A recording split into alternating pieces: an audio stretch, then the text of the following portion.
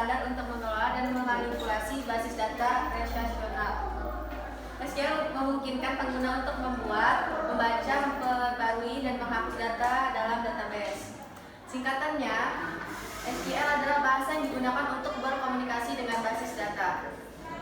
Fungsi dasar SQL. Yang pertama, menyimpan data. SQL digunakan untuk menambahkan data ke dalam tabel menggunakan perintah insert into. Yang kedua, yaitu adalah mengambil data. SQL digunakan untuk mengambil dan menambahkan data dari tabel menggunakan thread. Yang ketiga, yaitu ada memperbarui data. SQL dapat digunakan untuk mengubah data yang sudah ada menggunakan update. Jenis-jenis perintah DDL dan DML dalam SQL. DDL adalah data directional language. DDL digunakan untuk mendefinisikan struktur database dan objek-objeknya. Ini termasuk membuat, mengubah, dan menghapus tabel indeks, tampilan, dan objek database lainnya. Fungsi tabel dan objek lain di database, mengubah struktur tabel, menghapus tabel, atau objek database. Contoh perintah DDL, create, membuat objek database baru seperti tabel, indeks, atau tampilan. Alter, memodifikasi struktur objek database yang sudah ada seperti menambahkan kolom ke tabel. Drop, menghapus objek database.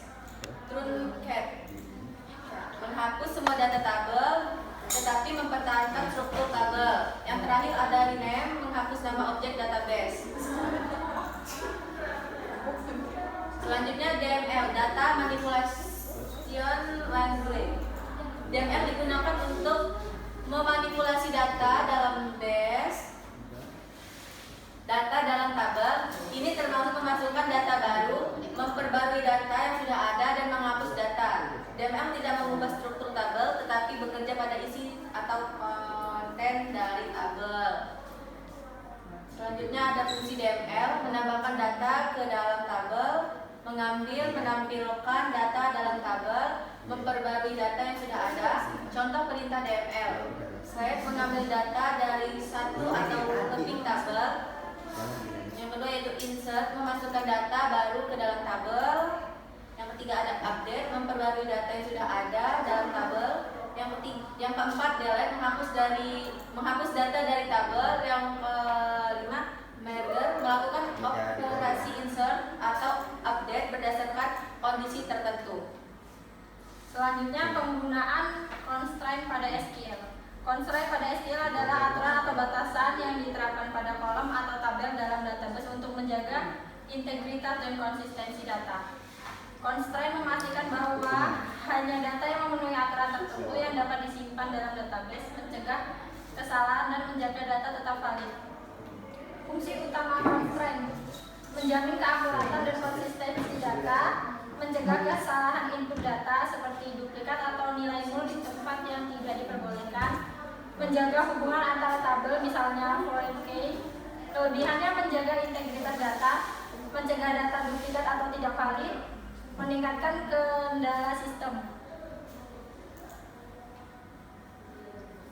Kekurangannya menyulitkan saat input data awal yang kompleks, membuat perubahan struktur menjadi lebih rumit, menimbulkan error saat input jika tidak paham. Jenis-jenis constraint: prima key, berfungsi menentukan kolom sebagai identitas unik untuk setiap baris data. Contohnya ID in primary key. Selanjutnya foreign key, menetapkan kolom sebagai penghubung ke tabel lain. Contohnya foreign key dalam kurung ID class, preferensi class ID.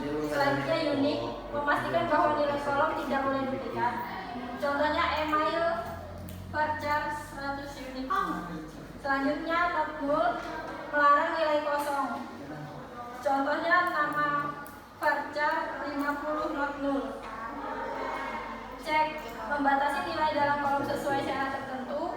Contohnya umur, in cek dalam kurung umur lebih dari 17. Selanjutnya default, fungsinya menetapkan nilai default jika tidak diisi. Contohnya status varchar 10 default aktif. Selanjutnya fungsi agregat. Fungsi agregat adalah fungsi dalam SQL yang digunakan untuk menghitung nilai hasil Pengolahan sekumpulan data dari suatu kolom seperti jumlah total, rata-rata, jumlah baris, nilai maksimum dan minimum. Fungsi agregat count menghitung, deskripsi menghitung jumlah baris, contohnya select count from siswa. Sum menjumlahkan nilai dalam kolom, contohnya select sum dalam kurung gaji from karyawan. AFG menghitung nilai rata-rata, select AFG nilai from ujian. Max mencari nilai tertinggi, select max dalam kurung umur from siswa. Min mencari nilai terendah, select min umur from siswa. Videonya mana? Selanjutnya Groupby. Groupby digunakan untuk mengelompokkan data berdasarkan satu atau lebih kolom dan biasanya dikombinasikan. Fungsinya mengelompokkan data untuk perhitungan statistik, digunakan untuk membuat laporan berdasarkan kategori tertentu. Contohnya select kelas, count as jumlah siswa, from siswa, Groupby kelas. Selanjutnya having. Having digunakan untuk menyaring hasil dari Groupby, terutama saat ingin memfilter hasil yang menggunakan fungsi agregat. Fungsinya digunakan setelah Groupby, berfungsi untuk memfilter hasil pengelompokan. Contoh penggunaan select produk, sum dalam kurung jumlah terjual, as total jual, from penjualan, Groupby produk, having sum jumlah terjual.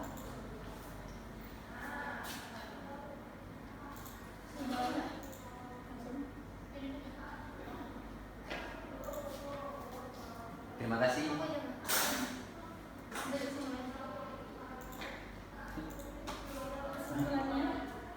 Kesimpulannya yaitu pemahaman SQL sangat penting dalam mengelola basis data. Dengan menguasai SQL, DDL, DMI, dan konsep-konsep seperti constraint, select, join, dan fungsi agregat, pengguna data memanipulasi dan mengambil informasi dari data dengan efektif. Itulah presentasi dari kelompok kami. Jika ingin bertanya, silakan. Saya Mulyani, saya ingin bertanya, apakah DML dapat mengubah struktur tabel? Jelaskan alasannya. Oke. Saya Ferdi ingin bertanya, apa perbedaan antara perintah insert dan update dalam DML? Oke. Baik, di sini saya akan menjawab pertanyaan dari Ibu Mulyani. Soalnya, apakah DML dapat mengubah struktur tabel? Jelaskan alasanmu. Jawabannya, tidak. DML tidak dapat mengubah struktur tabel karena DML hanya bekerja pada isi atau konten dari tabel, bukan pada strukturnya seperti penambahan kolom atau penghapusan tabel. Gitu, Bu. Tanya ini paham. Apakah paham? Ya, paham. Baik. Selanjutnya akan dijawab oleh konsen. Sejam terus tadi. Selanjutnya saya akan menjawab pertanyaan dari Ferdi. Soalnya apa perbedaan antara perintah insert dan update dalam DML? Insert digunakan untuk memasukkan data baru ke dalam tabel, sedangkan update digunakan untuk memperbarui atau mengubah data yang sudah ada dalam tabel. Oke, cukup.